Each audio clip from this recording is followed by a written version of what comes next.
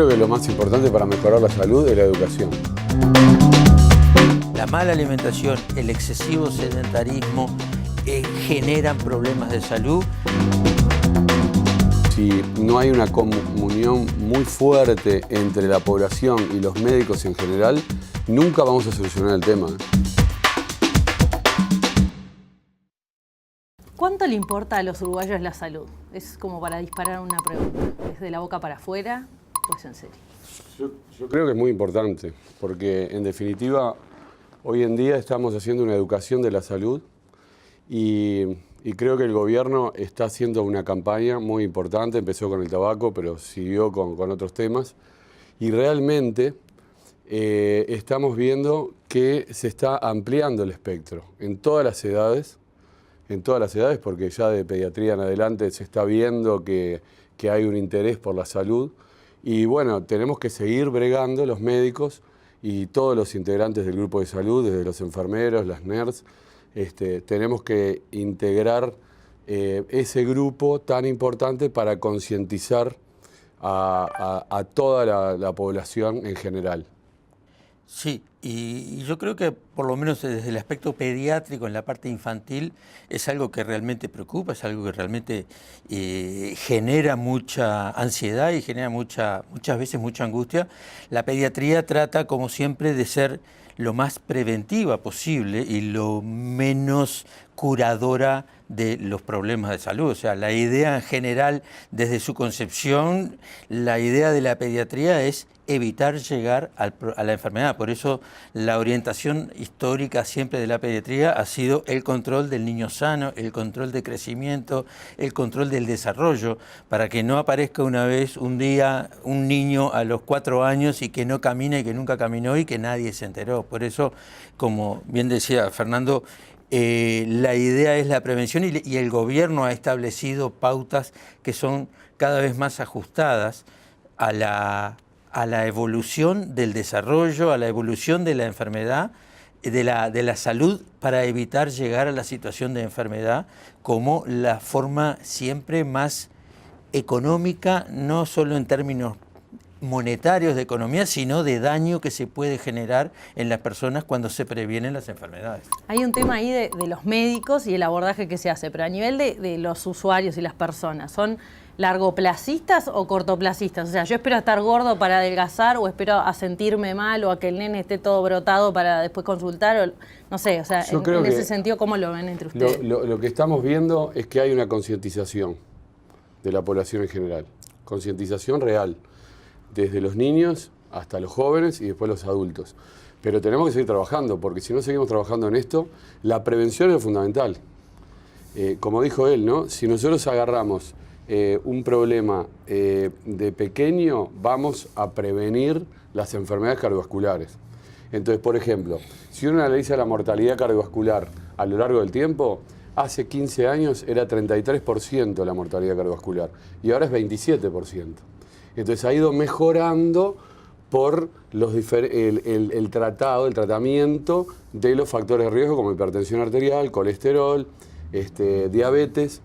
Pero realmente, tal vez lo más importante ahora es que se está tratando estas enfermedades, pero lo más importante es prevenirlas antes de que aparezcan.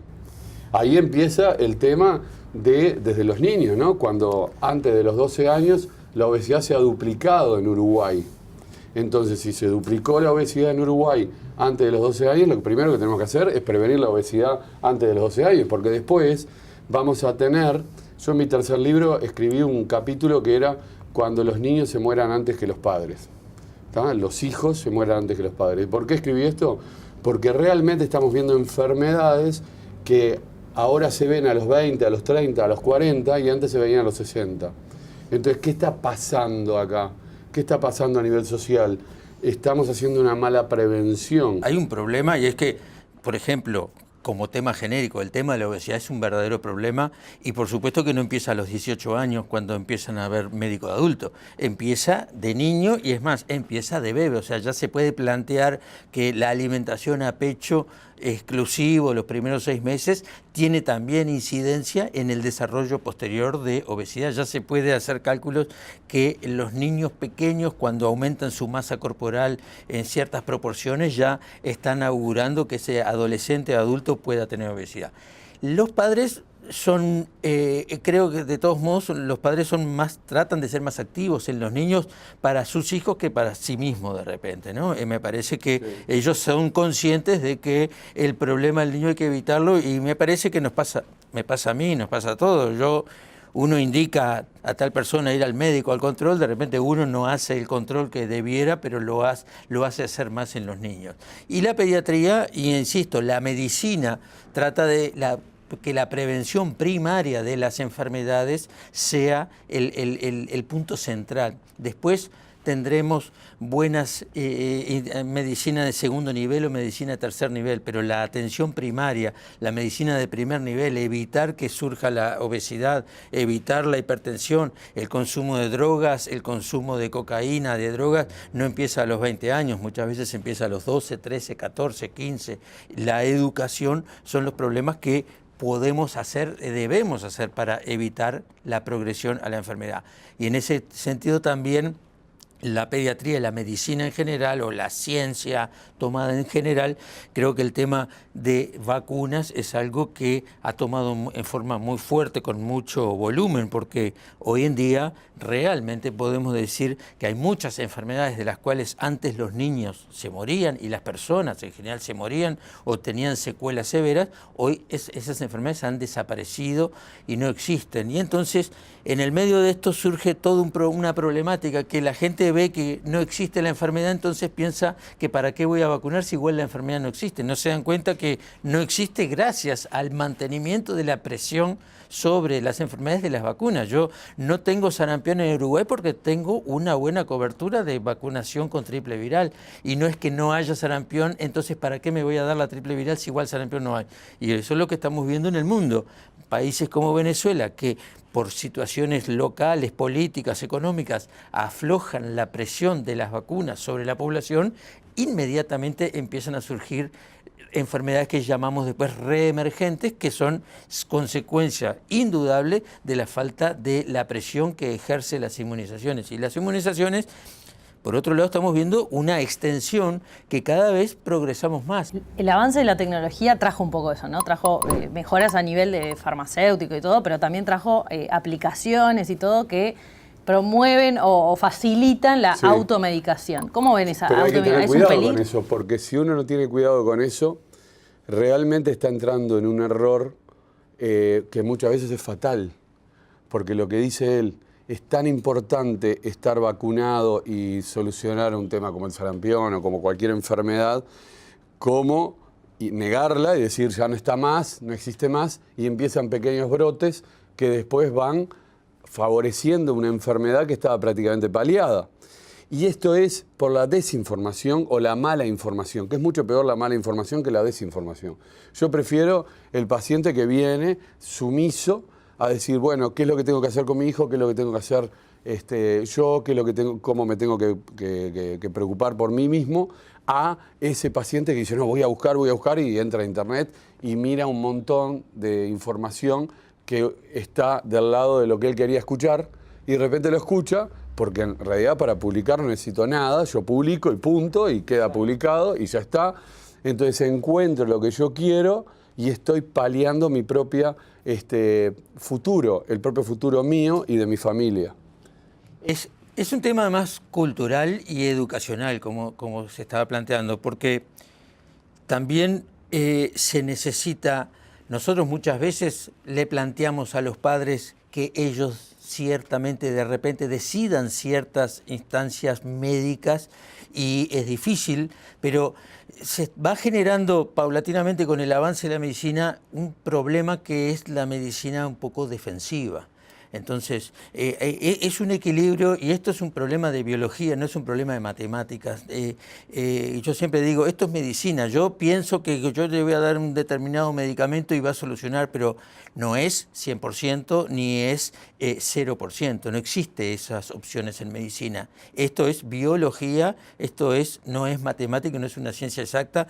Hay un componente del conocimiento que yo tengo, de la experiencia que yo tengo personal y de las fuentes en las que como médico nos formamos y estudiamos.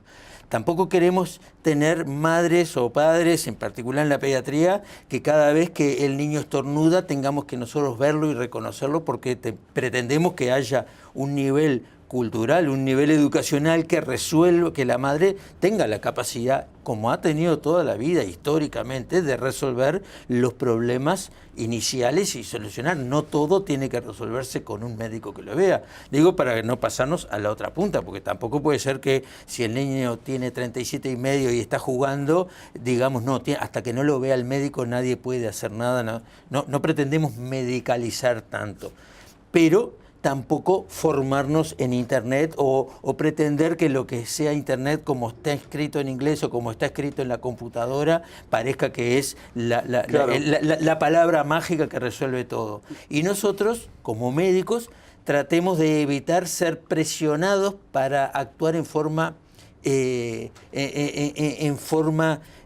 coacción, de que tenemos que hacer algo porque si no yo te voy a demandar o si no te puedo demandar. Eso es una mala medicina, la medicina que en ese sentido puede complicarse y le hace daño al propio paciente. O sea, si yo hago todos los estudios cada vez que veo al niño que tuvo 37,5 por las 1000 eventualidades que puede tener un niño con fiebre, le tengo que sacar sangre, le tengo que sacar placas, lo irradio, le hago cosas que no corresponden.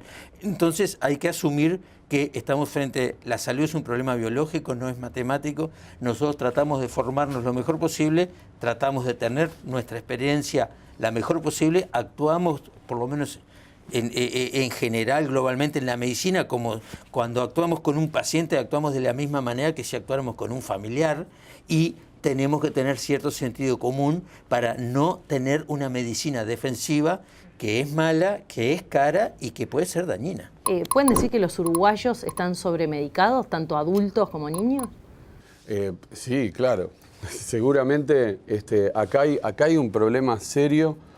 Si vamos a hablar, por ejemplo, de los psicofármacos, se ve enormemente, donde de repente a la vecina le hizo bien el psicofármaco y el vecino va al médico y dice, yo quiero tomar esto, porque entonces el médico tiene que decir, no, vamos a hacer algún estudio, vamos a hacer... Pero muchas veces, por un tema de tiempo, por un tema de que tenemos 10 minutos por paciente, hasta ni siquiera muchas veces el médico no lo ve al paciente porque viene a repetir y le hace la receta verde, tómelo, y así se va masificando el uso de psicofármacos. Y así pasa con todo, porque en realidad la mayoría, a mí me pasa mucho, yo veo más de 5.000 pacientes por año de cardiología, y realmente veo que hay pacientes que vienen con medicación para el colesterol, para la hipertensión, que tomaba el vecino, que tomaba el abuelo, que usó la pastilla del abuelo porque le hacía bien para la hipertensión y de repente le bajó demasiado o le bajó poco.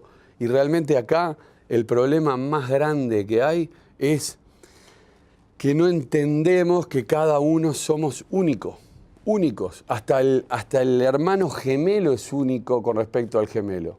Porque le pasaron cosas diferentes, porque está lo ambiental y lo genético. Lo genético en el gemelo idéntico es igual, pero ambientalmente le pasaron cosas diferentes y son diferentes.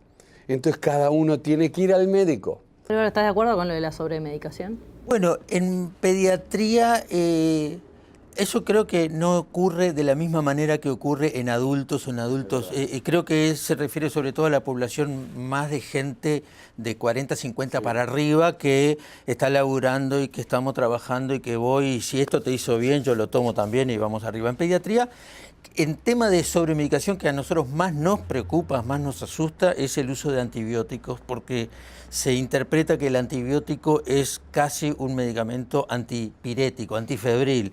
Entonces, cada vez que está el chiquilín con fiebre, preciso un médico que le mande de una vez por todas un antibiótico para que le saque esta fiebre, y eso es un error, porque el 70-80% de las infecciones febriles de los niños son de origen viral, y los antibióticos no se están generando mucho problema a todos los niveles, a nivel primario, secundario, a nivel terciario, en las operaciones, en los CTI tenemos problemas de multiresistencia. ¿Por qué?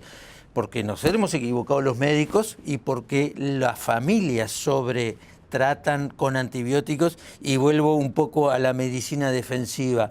Tanto me presiona la cuarta vez que voy a ver un chiquilín por el SEM de repente, porque está con fiebre, para que no me llame más y para que no me presione más, le termino mandando el antibiótico, así nos quedamos tranquilos. Entonces, no es eso.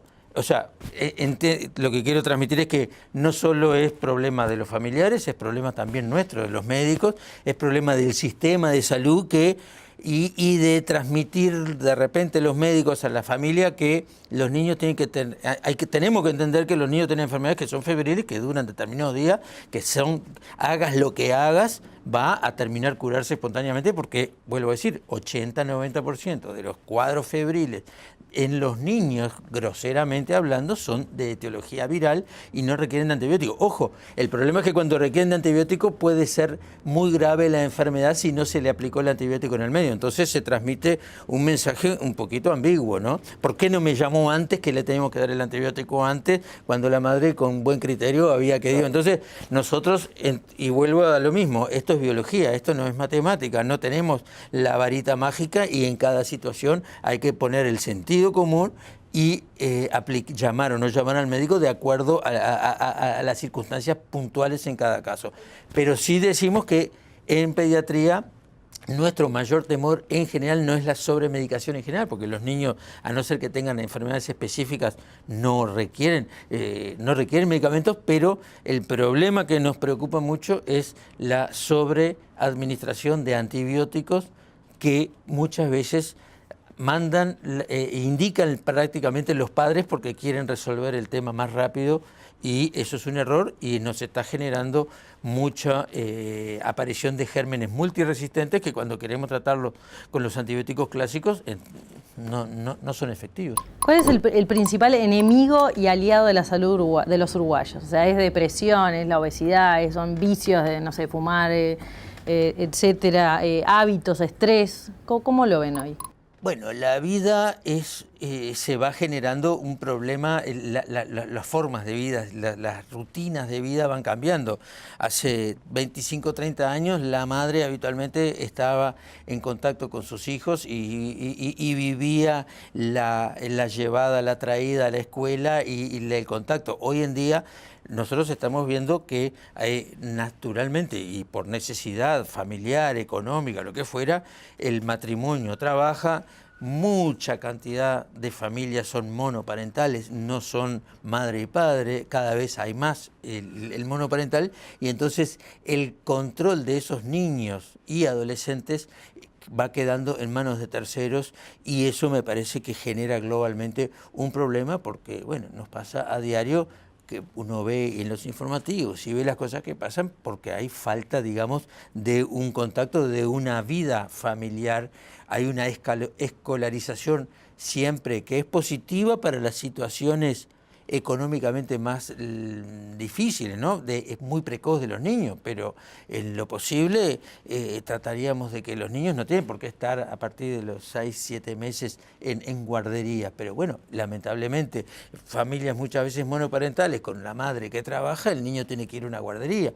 Entonces, eso ha cambiado la epidemiología, ha cambiado un poco la presentación de enfermedades que antes no teníamos. Y no digo que sea el mayor enemigo esto, pero digo que se van cambiando las rutinas de vida, se van cambiando las formas, y tenemos que adecuarnos a esa nueva dinámica de vida que nos genera problemas de salud que también son diferentes. Sí, lo que pasa es que, a ver, eso es un problema serio que hay, pero hay otros problemas que son capaz igual, si uno lo pone en el mismo nivel, estaría más o menos en lo mismo, que es la mala información y la desinformación que tiene la población en general. Eso hace que los pacientes en general primero no se controlan, después cuando se controlan tarde, no hacen una prevención primaria de las enfermedades. Yo estoy hablando de adultos, ¿no? Pero en realidad en todos los niveles, porque los padres transmiten a sus hijos ese tipo de idea, entonces se hace una mala prevención de las enfermedades. Entonces cuando uno ve que la mortalidad cardiovascular está bajando a nivel del Uruguay, no a nivel del mundo, sino a nivel del Uruguay, siempre estamos hablando a nivel del Uruguay, también estamos viendo que la hipertensión está aumentando, el colesterol está aumentando y la diabetes está aumentando. Y esto se debe al sobrepeso, que también está aumentando. De hecho, del año 80 hasta ahora se ha duplicado la obesidad en el Uruguay. Entonces, si se duplicó en todas las, porque no es solo que se duplicó a los 30, a los 40 o a los 50, se duplicó a nivel de todas las edades, desde chico. Entonces, eso dio un aumento de las enfermedades no transmisibles, que son realmente las más frecuentes. Entonces, ha disminuido la mortalidad cardiovascular porque tenemos armas como el stent, como el bypass, como los anticoagulantes, que realmente nos han dado herramientas necesarias para mejorar la calidad de vida de todos los uruguayos, pero además mejorar que ese paciente siga en control, que se siga controlando y que se sepa cómo está evolucionando. Pero como las otras enfermedades están aumentando y de repente el cardiólogo, bueno, toma esta pastilla, toma esta pastilla, toma esta pastilla, en vez de decir, bueno, no, va a bajar de peso, que muchas veces al bajar de peso soluciona parte de la hipertensión arterial, parte del colesterol y parte de la diabetes y parte del ácido úrico alto, esos pacientes terminan tomando 6, 7, 8, 10 medicaciones, llegan a los 70 y pico de años, tomando 10 medicaciones y estando con sobrepeso y con todas las enfermedades a cuestas. Eso es lo que está mal. Yo creo que de ahora en adelante, en el futuro, lo que tenemos que hacer es un encare de qué queremos para nuestros pacientes, tanto para los niños como para los mayores. ¿Qué es lo que queremos? Queremos una mejor calidad de vida donde el paciente no esté tomando tanta medicación, donde tenga un peso adecuado y tenga una actividad física adecuada. ¿Podrá el avance de toda esta tecnología, inteligencia artificial, la biometría que prevén corazones 3D, etcétera, mejorar la salud de los uruguayos? Yo creo que lo más importante para mejorar la salud es la educación. Si no entendemos eso, no entendemos nada. Si no hacemos una educación de la población en general, tengamos lo que sea, los avances tecnológicos más importantes que los hay en pediatría, en cardiología y en todas las especialidades, pero si no hay una comunión muy fuerte entre la población y los médicos en general, nunca vamos a solucionar el tema. Acá, tener la idea de que dentro de 30 años vamos a tener un corazón artificial, vamos a tener, no sé, soluciones mágicas, es minimizar el tema importante que tenemos hoy en día en la sociedad. Y el tema importante hoy en día en la sociedad es la unión entre los médicos y la población para que realmente entre los dos polos, salgamos adelante en el tema salud y enfermedad, tanto en la prevención de la enfermedad antes de que aparezca como después que apareció. 82% de las enfermedades, este es un número interesante, 82% de las enfermedades hoy en día se pueden prevenir y la mayoría se pueden curar. 18% no, salimos, nos cae un piano en la cabeza, se acabó el tema, no hay solución. Pero el 82% se pueden prevenir. Entonces, si se pueden prevenir, ¿por qué no prevenirlas?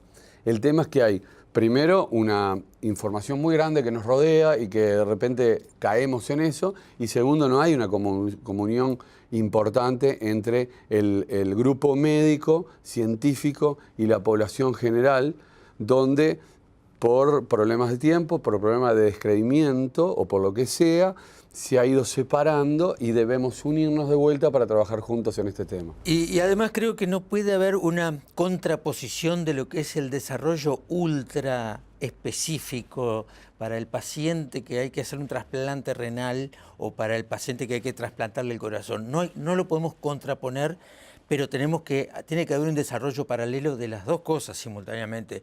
La atención primaria, la prevención de las enfermedades prevenibles, la búsqueda de evitar, qué sé yo, que haya enfermedades como meningitis, porque sabemos que tiene una alta mortalidad y podemos evitar ciertas de ellas con vacunas. La administración y la capacidad de, con esa prevención primaria, incluir a la mayor cantidad de la población de un país, tiene que ir también simultáneo con el desarrollo de la ultraespecialidad y especificidades. Un corazón. ¿Cuántas personas en el Uruguay podrán requerir un corazón artificial de acá a 30 años? Son contadas de repente con los dedos de una mano. Totalmente. Pero tampoco estamos en contra que eso. Yo creo que eso está bueno, porque para el que le toca es el 100%. O sea, si a mí me toca que voy a tener que precisar un corazón artificial, ojalá que sea el mejor posible, porque entonces voy a andar bien. Y no me opongo a que haya un desarrollo de la ultra especificidad y especialidad, pero tiene que ser simultáneo con el desarrollo cultural, educacional, de la población. La gente, los chiquilines, tienen que aprender a cruzar la calle en la escuela, no es con el médico. Tienen que saber cuando un semáforo les da paso y no les da paso, y el que maneja tiene que saber que no se puede hacer el vivo cuando está la luz verde o cuando está la luz roja y pasar porque soy más vivo que los otros. Eso es educacional y no es directamente vinculado al médico. Pero desde el punto de vista médico, la atención primaria, la prevención primaria, la información, saber manejar lo que maneja la prevención primaria, que son las grandes cantidades de personas, saber cómo se tratan los resfriados y saber cómo se tratan las faringitis cuando hay que darle antibiótico, en lo más grande y en lo más específico, simultáneamente avanzar, porque es lo que nos va a permitir también, para los pocos casos que andan mal y que no se pudieron prevenir, también generar una solución con calidad de vida. Con los adultos que tenemos hoy, con la carga genética, con el historial que van acumulando, ¿qué enfermedades están heredando hoy los niños y cómo se pueden criar al futuro niños más sanos para tener, en definitiva, una sociedad más sana? No tenemos, que yo sepa, una cosa específica que se esté heredando. Creo que un poco lo que se habló hoy, la alimentación, el sedentarismo, la mala alimentación, el excesivo sedentarismo, generan problemas de salud que los heredan los médicos de adultos y que lo van a tener que bancar el resto de su vida los médicos de adultos a base de medicamentos, cuando es algo que debió haberse, insisto, aprendido en la escuela, aprendido en los controles médicos necesarios. Cada vez, bueno, en la medida que se avanza mucho, tenemos también, se avanza en muchas áreas de la medicina, como puede ser la oncología, y entonces tenemos hoy en día enfermedades vinculadas a pacientes que tienen inmunoalteración, vinculado a que tuvieron enfermedades y que se han curado, y naturalmente son cosas nuevas que tenemos. Antes un niño con una leucemia se moría y hoy en día es muy raro que un niño se muera con una leucemia, o sea, son muchos más los que no se mueren y los que sobreviven toda su vida que los que andan mal. Entonces tenemos que ir aprendiendo desde el punto de vista médico en esta evolución a manejar ciertas patologías que son de alguna manera emergentes porque son cosas nuevas que nos suceden. Y en la patología infecciosa, que es la patología quizás más importante dentro de toda la pediatría, también surgen necesariamente gérmenes resistentes, nuevos gérmenes, nuevas enfermedades infecciosas. Algunas son nuevas, otras son reemergentes. Habían aparecido, después desaparecen y después reaparecen con otras características. La tos convulsa es un problema que tenemos. La tuberculosis es un problema realmente social y médico que tenemos en este momento. Los tenemos en la pediatría, los tenemos en los adultos, tenemos muchos centros, muchas conexiones con centros de reclusión donde la tuberculosis se disemina, y a nosotros en pediatría, yo hoy en día en el hospital tengo 3, 4 pacientes internados con tuberculosis que hacía 20 años que no veía simultáneamente 3 pacientes internados. Creo que hay cosas como la tuberculosis que a mí particularmente me preocupa, la tos convulsa me preocupa muchísimo, las enfermedades vinculadas a la influenza que parece tan banal, la gripe no es para tanto, y después tenemos pacientes, sobre todo los que tienen sobrepeso, que tienen obesidad mórbida o sobrepeso, son los que terminan muriéndose o que terminan siendo más complicados cuando se enferman. Creo que hay mucha patología infecciosa que sigue. No estamos quietos nunca, o sea, no están resueltas las cosas. Lo que nos parecía resuelto hace 5 años, hoy vuelve a ser un problema. Y bueno, y después en la parte de neonatología, en la parte de pediatría, la prevención primaria, la prevención del embarazo adolescente, el evitar que las madres lleguen prácticamente a tener el hijo sin ningún control a los 15 años, eso es algo que nos está pasando. Y no depende solo de los médicos, depende de la cultura general, la educación, de una buena transmisión de lo que es la sexualidad sana. Y seguimos teniendo ese tipo de problemas. Cuando uno va al Pereira Rosell, el promedio de edad de las muchachas que van a tener hijos siempre es mucho más bajo que cuando vas al sistema mutual, y hay mucho más morbilidad del niño, mucho más prematuro. Los prematuros son un problema porque se enferman más y muchas veces no tenemos conciencia del daño neurológico que se genera en los niños pequeños cuando se enferman, porque es el niño que cuando sea grande va a estar más limitado. Algunos sí, otros no, pero hay que evitar la prematurez, evitar el embarazo no controlado. Ese tipo de cosas son las cosas que creo que hay que cargarnos más las pilas para evitar la progresión de enfermedades que son prevenibles. Me quedo con lo anterior primero. El corazón de uno mismo es el más importante, porque estamos mucho con el corazón artificial y realmente tenemos que cuidar el corazón nuestro, porque la operación, cuando vamos a hacer un cambio, es sumamente riesgosa y después creamos una nueva enfermedad. Entonces hay que tener mucho cuidado con esto. Entender que nosotros, como seres humanos, somos lo más importante que hay. Y cada uno de lo que nos conforma a nosotros mismos es único. Y tenemos que cuidarlo. No podemos agregar un cuerpo extraño. Por ejemplo, en cardiología, cuando nosotros ponemos una válvula mecánica, tenemos que hacer anticoagulación, tenemos que cuidarlo, tenemos que seguir cómo está desde el punto de vista de su anticoagulación y cómo viene. Entonces, cada uno de los problemas... Siempre, además, para siempre. El resto de su vida, ¿no? Entonces, cada uno de los problemas que vienen porque pusimos un cuerpo extraño. Y el corazón en sí mismo, el corazón artificial, no es una solución. Por lo menos por ahora. Tal vez dentro de 20 años sea el sumum. Pero hoy en día el corazón artificial es, si se quiere, el último de los últimos. Yo, los pacientes que tengo con 18 o 20% de fracción de eyección, lo normal es de 45 para arriba, y le digo, quédese con su corazón, no se ponga a ningún otro, porque realmente, aunque tenga 18 o 20% de corazón vivo, es mejor que el trasplante. Eso es lo primero. Con respecto a lo otro que decías, obviamente estamos viendo enfermedades que antes no veíamos en la pediatría y que nos tienen muy preocupados a los médicos de mayores, porque no lo veíamos y se está viendo en las clases sociales bajas. La tuberculosis, por ejemplo, que antes se veía muy poco, ahora se está viendo muchísimo en clases sociales bajas.